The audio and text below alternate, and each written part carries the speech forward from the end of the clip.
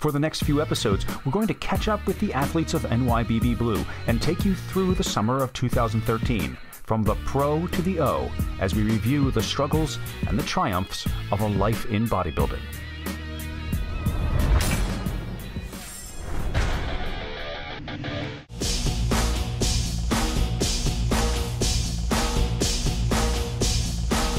John De La Rosa has passed on his chance to be in the Olympia for this year and is instead devoting his energies to his fiancée Swann and to Victor Martinez, both of whom will be competing at that contest in Las Vegas.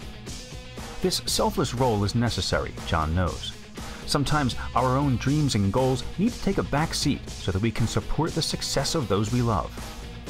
During this time, John sees himself as a cheerleader, constantly reminding Swann and Vic that their most fearsome enemy is themselves.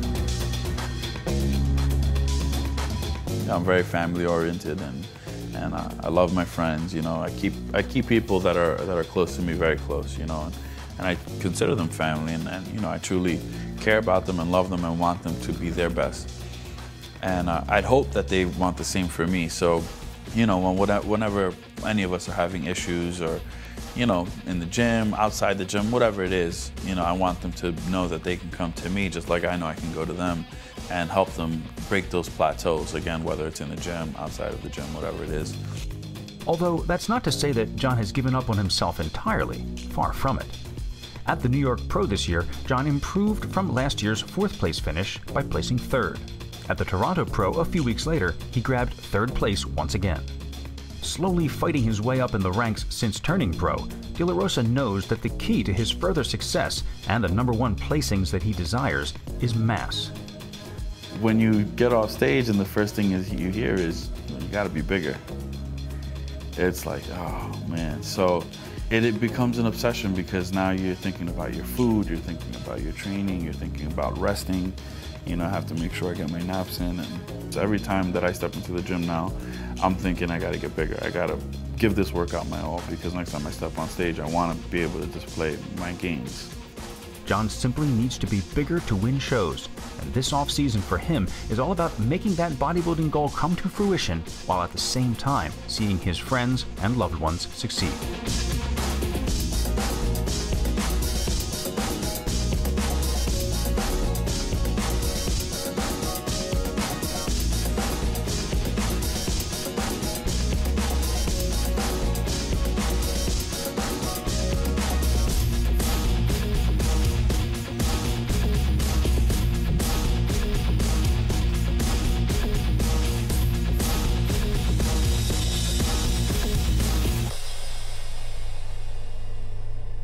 De La Rosa, it's an ambitious enterprise he calls the Nutrition Locker.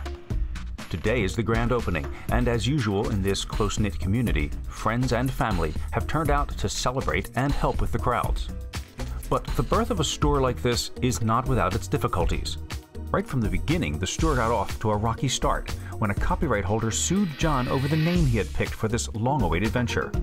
A trashed sign, hundreds of useless flyers, and thousands of dollars later, the store was renamed. But such is the nature of getting a business up and running. Statistically, 1/3 of new businesses fail within the first 2 years, and about 56% of businesses fail within 5 years. Don't let the smile on John's face fool you. This is serious stuff. John's future, and the future of his soon-to-be wife Swann deeply depends on this little storefront turning a profit. A lot of the people think that because you're with somebody, signed under a company, that you start off and you have all this money, and you know, unfortunately it's not true. There's only a select few people that have that opportunity to really flourish and, you know, be able to do all the things that they want to do.